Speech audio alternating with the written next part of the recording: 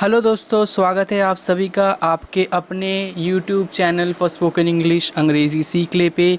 यहाँ पर हम लोग डेली क्लासेस करेंगे स्पोकन इंग्लिश के ऊपर, जहाँ से हम लोग सीख पाएंगे कि कैसे हम लोग इंग्लिश पे और भी अच्छे तरीके से बात कर सकते हैं थ्रू ग्रामर, न्यूज़पेपर और मैगज़ीन आर्टिकल्स और स्टोरी पैसेजेस। मतलब हर रोज़ मैं आपको कुछ ना कुछ टॉपिक के ऊपर स्पोकन इंग्लिश का आपका जो बेस है वो अच्छा करवा दूँगा, या तो वो ग्रामर के ऊपर बेस करके, या तो वो कोई न्यूज़पेपर या मैगज़ीन आर्टिकल्स के ऊपर बेस करके, या कोई स्टोरी और पैसेजेस के ऊपर बेस करते। देखते हैं आज के लिए क्या है। आज हम लोग एक स्टोरी पढ़ेंगे, the lion and the mouse. बहुत ही छोटा सा, बहुत ही प्यारा सा स्टोरी है। ये स्टोरी पढ़ते पढ़ते हम लोग कुछ अच्छे अच्छे वर्ड सीखेंगे, कुछ अच्छे अच्छे एक्सप्रेशन सीखेंगे, कैसे हम लोग कोई सिचुएशंस पे अपना जो मन का जो एक्सप्रेशन है या अपना जो बोलने का तरीका है वो सही कर पाए, ठीक पर कर पाए। आज वही हम सीखेंगे। तो चलिए शुरू करते हैं the lion and the mouse story. तो स्टोरी का पहला लाइन है, when a lion was resting in the jungle. जब एक शेर एक जंगल पे रेस्ट ले रहा था, विश्राम ले रहा था। A mouse began racing up and down his body for amusement. A mouse, एक चूहा, बिगैन, BEGIN, बिगिन वो प्रेजेंट फॉर्म में है, कोई चीज़ को शुरू करना। पास्ट फॉर्म में हम लोग बात कर रहे हैं तो इसीलिए बिगैन होगा, BEGAN, बिगैन, शुरू कर दिया था। रेस करना मतलब दौड़ना शुरू कर दिया था। Up and down is body for amusement, मतलब उसके बॉडी के ऊपर ऊपर नीचे वो दौड़ रहा था वो चूहा, किस लिए? अम्यूजमेंट। ये जो वर्ड है अम्यूजमेंट, इस वर्ड का मीनिंग है मनोरंजन। मतलब खुद के मनोरंजन के लिए या खुद के मन को बहलाने के लिए वो चूहा उस शेर के बॉडी के ऊपर अप एंड डाउन दौड़ रहा था। ठीक है, इसके बाद क्या हुआ? The Lions sleep was interrupted. वो जो शेर था उसके जो नींद था वो नींद टूट गया, नींद पे बाधा आ गई। इंटरप्शन का मतलब बाधा आना या कोई रुकावट आना। तो वो लायन का जो नींद था वो टूट गया, किसके लिए? ये चूहा उसके बॉडी को वो दौड़ रहा, तो ऑब्वियस से रीज़न है, इसके लिए उसका नींद टूट गया। And he अवोक enrage. Awake, AWAKE, awake का मतलब है उठना या नींद से उठना, वो प्रेजेंट फॉर्म होता है। यहाँ पर है AWOKE, अवोक मतलब पास्ट फॉर्म। अवेक का पास्ट फॉर्म अवोक, मतलब वो जो शेर था वो नींद से उठ गया। एनरेज का मतलब होता है गुस्से में आना, मतलब गुस्सा होना। ऑब्वियस ही बात है, उसका नींद यहाँ पर टूट गया एक चूहे के वजह से, इसीलिए वो लायन जो था वो एनरेज्ड हो गया, वो गुस्से पे आके नींद से उठ गया। इसके बाद क्या हुआ? इसके बाद हुआ, the lion was going to eat the mouse. The lion was going मतलब वो शेर वो चूहे को खाने ही जाने वाला था। The lion was going to eat the mouse when the mouse begged him to let him go. Beg करने का मतलब होता है भीख मांगना। The lion was going to eat the mouse, शेर चूहे को खाने ही जाने वाला था। व्हेन, जब, द माउस बेग्ड हिम, वो चूहा उस शेर के पास से भीख मांगी कि उसे जाने देने के लिए, उसे छोड़ देने के लिए। टू लेट हिम गो, मुझे जाने दो, मुझे छोड़ दो। वो भीख मांग रहा था वो जो माउस है। और क्या बोला यहाँ पर? आई अश्योर यू। अश्योर का मतलब होता है दोस्तों आश्वासन देना या विश्वास दिलाना किसी को। I assure you if you save me, अगर तुम मुझे बचाते हो। इफ़ यू सेव मी, अगर तुम मुझे बचाते हो। I will be of immense help to you in the future. I will be, future में, हाँ, आई विल बी मतलब मैं फ्यूचर में तुम्हारे कोई काम पे आ सकता हूँ। आई will be of immense help मतलब बहुत ही ज़्यादा तुम्हारे काम आ सकता हूँ। मतलब छोटा मोटा कोई काम में नहीं, बहुत बड़ा तुम्हारे कोई काम पे आ सकता हूँ या कोई हेल्प पे आ सकता हूँ इन द फ्यूचर। तो चूहे ने क्या बोला? आई अश्योर यू, मैं तुम्हें आश्वासन या विश्वास दिलाता हूँ। इफ़ यू सेव मी, अगर तुम मुझे बचाते हो। I will be of immense help to you in the future, मैं तुम्हारे भविष्य में या फ्यूचर पे बहुत अच्छे या बहुत बड़े पैमाने पे काम पे आ सकता हूँ। The lion laughed. लाफ का मतलब LAUGH। अगर हम देखें, लाफ का मतलब होता है हंसना, LAUGH, पास्ट फॉर्म पे है इसीलिए लाफ्ड, तब हंसा था lion. The lion laughed at the mouse's self assurance. Self assurance का मतलब होता है आत्म आश्वासन या आत्मविश्वास, मतलब खुद के ऊपर यकीन रखना, खुद के ऊपर विश्वास रखना। इसे हम लोग कहते हैं सेल्फ एश्योरेंस। तो the lion laughed at the mouse's self assurance and freed him. वो जो शेर था वो उस चूहे के जो सेल्फ एश्योरेंस है, उसका जो आत्मविश्वास या आत्म आश्वासन है, उसके ऊपर हंसा, क्योंकि लायन को लगा कि एक चूहा मुझे क्या हेल्प कर सकता है। ये फैक्ट के ऊपर वो हंस के वो चूहे को छोड़ दिया, उसको खाया नहीं, उसे जाने दिया। ठीक है, आगे बढ़ते हैं। A group of hunters, a group of hunters. Hunters का मतलब होता है हंटर का मतलब होता है शिकारी। हंटर्स मतलब बहुत सारे शिकारी, प्लूरल फॉर्म है। अ ग्रुप ऑफ हंटर्स, एक शिकारियों का दल। Arrived in the forest, arrived in the forest मतलब उस फॉरेस्ट पे, उस जंगल पे पहुंचा। वन डे, एक दिन। एंड कैप्चर्ड द लायन, और उस शेर को पकड़ लिया। कैप्चर करने का मतलब होता है पकड़ लेना। तो यहाँ पर बोला जा रहा है a group of hunters arrived, ARRIVED, arrived. ठीक है, पास्ट फॉर्म है, अराइव है प्रेजेंट फॉर्म, अराइव्ड है past form. Arrived in the forest, एक शिकारियों का दल जंगल पे पहुंचा एक दिन, और उन शिकारियों के दल ने उस शेर को पकड़ लिया। Captured the lion. उसके बाद क्या होता है? उसके बाद होता है दे हैड हिम टाइड। मतलब टाई का मतलब होता है, वो पहनने वाला टाई तो होता है, लेकिन टाई का मतलब होता है बांधना कुछ। ठीक है, उसका पास्ट फॉर्म है tied, TIED। They had him tied मतलब वो शिकारियों के दल ने उस शेर को बांध दिया था। कहाँ पर? A tree, to a tree. They had him tied to a tree मतलब वो शिकारियों के दल ने उस शेर को एक पेड़ से बांध दिया था। उसके बाद क्या हुआ? The lion began to roar. शेर के चिल्लाने को हम रोर कहते हैं। ठीक है, the lion began to roar as he struggle to get out.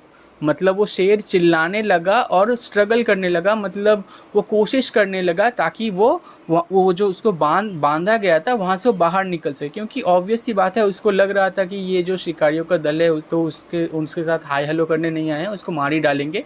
इसीलिए वो स्ट्रगल करने लगा ताकि वो कहीं से भी वो जो रस्सी से उसे बांधा गया था वहाँ से निकल पाए। सून, ऐसा जब हो रहा था तो बहुत जल्दी ही, सून मतलब बहुत जल्दी ही, the mouse passed by, the mouse passed by मतलब वो जो चूहा था वो वहाँ से गुजर रहा था। The mouse passed by and spotted the lion in distress. Soon the mouse passed by and spotted the lion in distress मतलब वो चूहा उसी समय वहाँ से गुजर रहा था और उसने उस शेर को देखा कि वो शेर वहाँ पर, मतलब डिस्ट्रेस का मतलब होता है पीड़ा पे रहना या तनाव पे रहना। ठीक है, डिस्ट्रेस का मतलब होता है, मैं थोड़ा यहाँ पर क्लीन कर देता हूँ। हाँ, ये जो वर्ड है डिस्ट्रेस, डिस्ट्रेस का मतलब होता है तनाव पे रहना या पीड़ा पे रहना। तो soon the mouse pass by and spotted the lion in distress, वहाँ से जब वो चूहा गुजर रहा था तो उस शेर को देखा कि वो तनाव पे है, पीड़ा पे, क्योंकि उसे ऐसे बांधा गया था रस्सी से पेड़ के साथ। ही डैश्ड ऑफ, डैश्ड ऑफ मतलब जल्दी से भागा वहाँ पर शेर के पास। जल्दी से भागने को या जल्दी से पहुँचने को, फुर्ती से पहुँचने को हम डैश ऑफ कहते हैं। So he dashed off biting on the rose. Bite का मतलब आप सभी को पता है, दांत से काटना, ठीक है, या चबाना। चबाने का च्यूइंग होता है, बाइटिंग मतलब काटना ही होगा। बाइटिंग ऑन द रोज मतलब रस्सी को वो काटने लगा। टू फ्री द लायन, क्योंकि वो रस्सी से लायन को बांधा गया था पेड़ के साथ, तो चूहे ने जाके वो रस्सी को काटना शुरू कर दिया ताकि वो लायन को फ्री कर सके, वहाँ से निकाल सके। And the two hurried off into the woods. जब वो रस्सी काटा गया उसके बाद दोनों मिलके जंगल की तरफ भागे। इनटू द वुड्स मतलब ऐसा नहीं कि लकड़ी की तरफ भागे, वुड्स का जो लिटरल मीनिंग होता है लकड़ी, वो मत यहाँ पर समझिएगा। वुड्स का यहाँ पर मीनिंग आता है कि वो लोग जंगल की तरफ भागे। इस सेंस में यहाँ पर कहा जा रहा है कि the two hurried off into the woods. He rest of biting on the ropes to free the lion. वो वहाँ पर दौड़ के भागा, जाके वो जो शेर को जो पेड़ से बांधा गया था रस्सी को, उसको काटा। उसके बाद दोनों मिलके जंगल के अंदर भाग गए। कहानी यहाँ पर ख़त्म। बहुत ही सिंपल सा स्टोरी है। उम्मीद करता हूँ मैं हर एक लाइन आपको ठीक से समझा पाया। इसके बाद हम 5 बहुत ही इम्पॉर्टेंट वर्ड्स इस पूरे स्टोरी से उठा के आगे मैं आपको डिस्कस करूंगा कि ये पांचों वर्ड्स आप अपने रोज़मर्रा की ज़िंदगी में कैसे यूज़ कर सकते हैं। सबसे पहला वाला वर्ड जो हम लोगों को आज सीखना है वो है अम्यूज़मेंट। अम्यूज़मेंट का इसका प्रोनाउंसिएशन होगा अम्यूज़मेंट, एम्यूज़मेंट नहीं, आम्यूज़मेंट नहीं, अम्यूज़मेंट।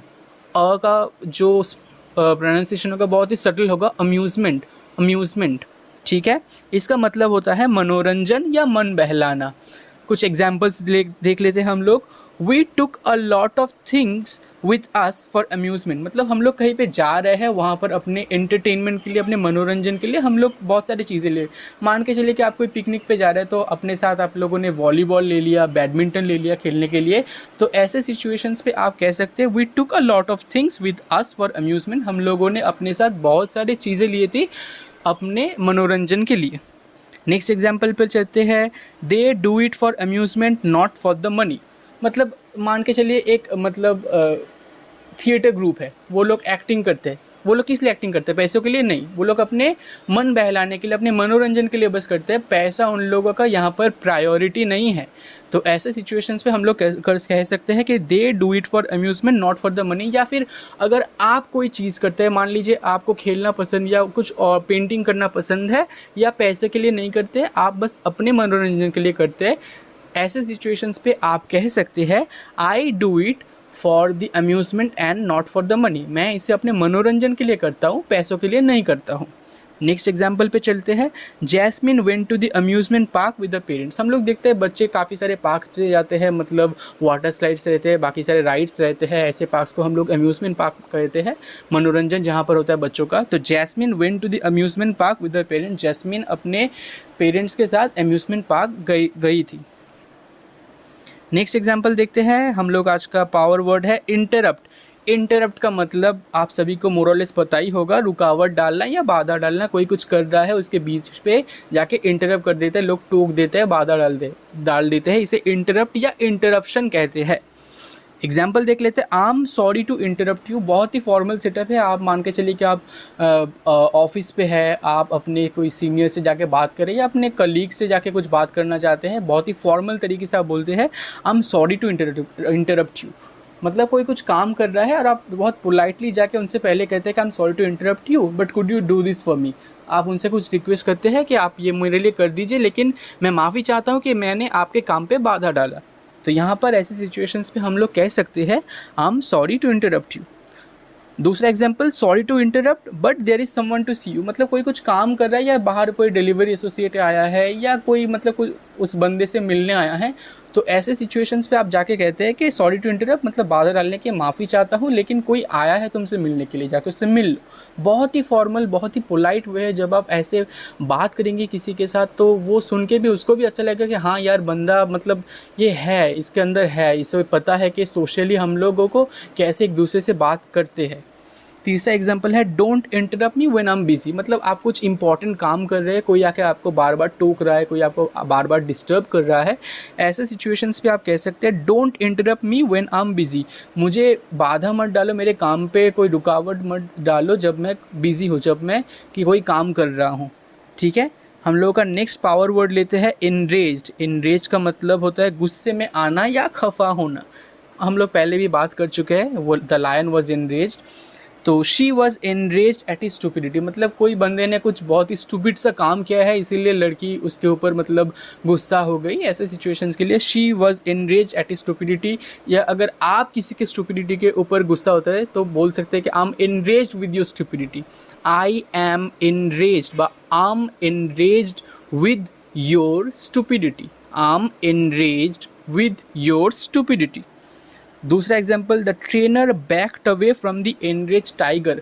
हम लोग को पता है, हम लोग जब जूस पे जाते हैं तो वहाँ पर जो ऐसे टाइगर्स रहते हैं, लायंस रहते हैं, इन लोगों के खुद का ट्रेनर रहता है जो इन लोगों को ट्रेन करते हैं, मतलब कैसे बिहेव किया जा सकता है, कैसे यहाँ पर जाओ वहाँ पर जाओ बताते हैं। रिंग मास्टर होते हैं कुछ। तो ऐसे ट्रेनर्स जो है, ये एक ट्रेनर था, जब वो टाइगर वहाँ पर गुस्से पे आ गया तो वहाँ पर तो ट्रेनर क्या हुआ था, बैक अवे, मतलब वहाँ से पीछे हट गया था। द ट्रेनर बैक्ड अवे वो ट्रेनर पीछे हट गया जब वो टाइगर गुस्से में आ गया। नेक्स्ट एग्जाम्पल है many readers were enrage by his article, मतलब कोई जर्नलिस्ट या कोई फेमस पर्सन ने कोई न्यूज़पेपर या मैगज़ीन पे कुछ आर्टिकल लिखा है और उसके जो रीडर्स हैं वो बहुत मतलब खफा हो गए या गुस्सा हो गए। ऐसे सिचुएशंस पे हम लोग कह सकते हैं many readers were enrage by his article. या आप अपने सिचुएशंस के मुताबिक अगर कोई कुछ लिख देता है आपके बारे में तो आप बोल सकते हैं कि I was enrage by your article, और या I was enrage with your article, और I was enrage with your this and that. अगर आप किसी के ऊपर गुस्सा होता है तो आप ऐसे बोल सकते हैं, ठीक है। नेक्स्ट पावर वर्ड की तरफ चलते हैं अश्योर। अश्योर का मतलब होता है आश्वासन देना। अश्योर का मतलब होता है आश्वासन देना या भरोसा देना किसी को। I assure you I will be there, मैं तुम्हें आश्वासन देता हूँ या भरोसा देता हूँ, चलो भरोसा बोल के चलते हैं, बहुत सिंपल वर्ड होगा।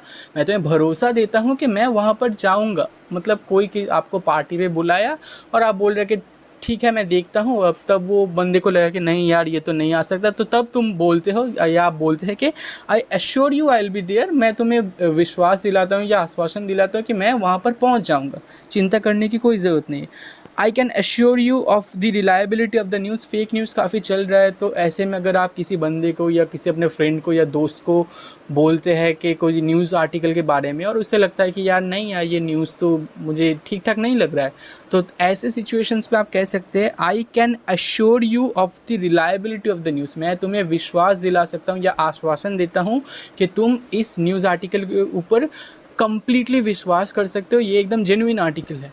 जब आपको खुद को पता है कि ये ठीक ठाक ये सही है, आप किसी दूसरे को ये भरोसा दिलाना चाहते हैं, तो आप ऐसे कह सकते हैं I can assure you of the reliability of the news.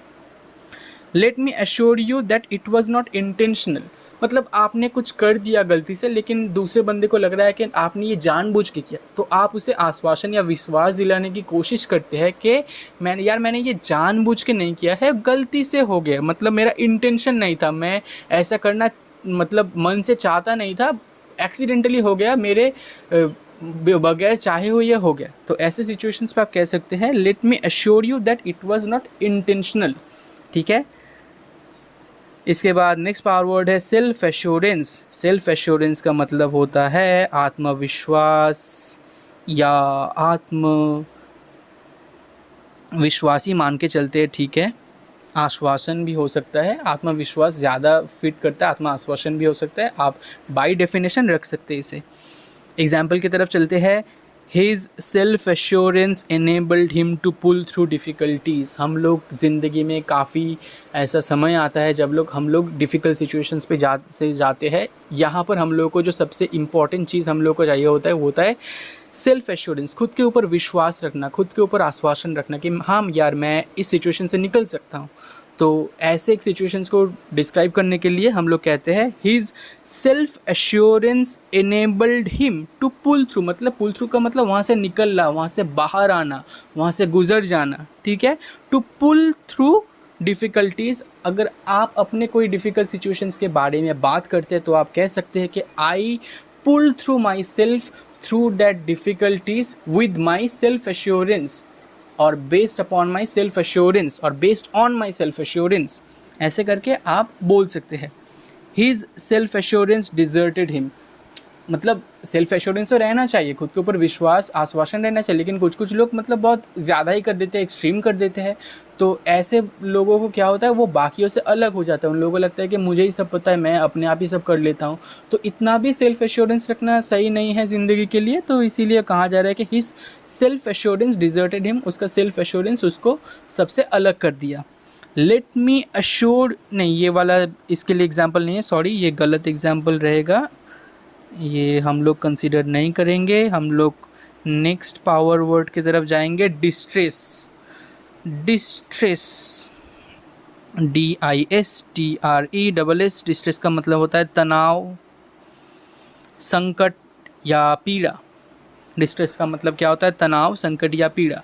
Example ले लेते हैं, he is in distress for money, मतलब वो पैसों की वजह से काफ़ी ज़्यादा तनाव पे है, काफ़ी ज़्यादा पीड़ा से गुजर रहा है। कोई हम सभी के लाइफ पे कोई ना कोई सिचुएशंस आता है जहाँ पर पैसों को लेके थोड़ा सा मतलब हम लोग तकलीफ़ से गुजरते हैं, थोड़ी डिफ़िकल्ट सिचुएशन से गुजरते हैं। ऐसे सिचुएशंस को डिस्क्राइब करने के लिए बोला जाता है कि he is in distress for money. और आप अपने लिए कह सकते हैं खुदा ना खास्ता आपका ऐसा सिचुएशंस आए, लेकिन अगर आते हैं या मतलब कहना चाहते हैं तो बोल सकते हैं कि I am in distress for money, और I am in distress for some other things like for my car, for insurance वगैरह वगैरह। तो ऐसे करके आप अपने कोई सिचुएशन डिस्क्राइब कर सकते हैं कि I am in distress for this and that.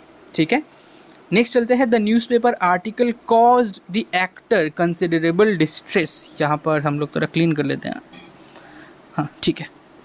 The newspaper article cause the actor considerable distress, मतलब कोई मतलब हीरो या हीरोइन के या एक्टर के लिए कुछ मतलब जर्नलिस्ट ने कुछ अनाप शनाप लिख दिया, तो इसके लिए वो डिस्ट्रेस पे उसको थोड़ा तनाव में आ गया। कंसिडरेबल डिस्ट्रेस मतलब बहुत ज़्यादा ही तनाव में आ गया। ठीक है, considerable distress, the newspaper article cause the actor considerable distress, newspaper article की वजह से वो एक्टर काफ़ी ज़्यादा तनाव में आ गया। नेक्स्ट एग्जाम्पल की तरफ चलते हैं, he was obviously in distress after the attack, मतलब किसी बंदे के ऊपर कोई अटैक कर दिया और उसके बाद वो मतलब बहुत पीड़ा से गुजर रहा था। ऐसे सिचुएशंस के लिए he was obviously in distress after the attack. आप अपने लिए कह सकते हैं कि I was in distress after the fever, मतलब आपको कोई मतलब ऐसे बुखार हो गया था, उसके बाद आपको थोड़ा पीड़ा हो रहा था, मतलब बदन पे कहीं पे दर्द था या कुछ साइड इफेक्ट था। तो ऐसे सिचुएशंस को डिस्क्राइब करने के लिए आप कह सकते हैं कि I was in distress for the fever और समथिंग एल्स। तो ऐसे करके आप इस सिचुएशंस को डिस्क्राइब कर सकते हैं। ये था हम लोग का आज का last power word. I hope आप सभी को जितना भी मैंने सिखाया, जो भी 5 पावर वर्ड्स, उन सभी के एग्जाम्पल्स, पूरा जो स्टोरीज लायन एंड माउस का स्टोरी, आप सभी को बहुत अच्छा लगा। आप सभी ने कुछ ना कुछ सीखा। आप सभी ये जो मैंने वर्ड सीखा इसे प्रैक्टिस कीजिए और भी ज़्यादा कोशिश कीजिए कि कौन कौन से सिचुएशंस पे आप ऐसे वर्ड्स को यूज़ कर सकते हैं, ऐसे एक्सप्रेशन को यूज़ कर सकते हैं, अपने रोज़मर्रा की ज़िंदगी में इन्हें इम्प्लीमेंट करना शुरू कर दीजिए ताकि आपके जो स्पोकन इंग्लिश पावर है वो और बढ़ सके। आज के लिए इतना ही। थैंक यू सो मच, आप सभी ने इतने पेशेंटली मेरा ये वीडियो देखा, इसके लिए मैं आपके पास मतलब आपको क्या ही कह सकता हूँ, थैंक यू कह सकता हूँ वीडियो के ऊपर बेस करके। मिलते हैं अगले वीडियो पे, मैं और भी ज़्यादा वीडियोस लाने की कोशिश करूँगा। Till then good bye.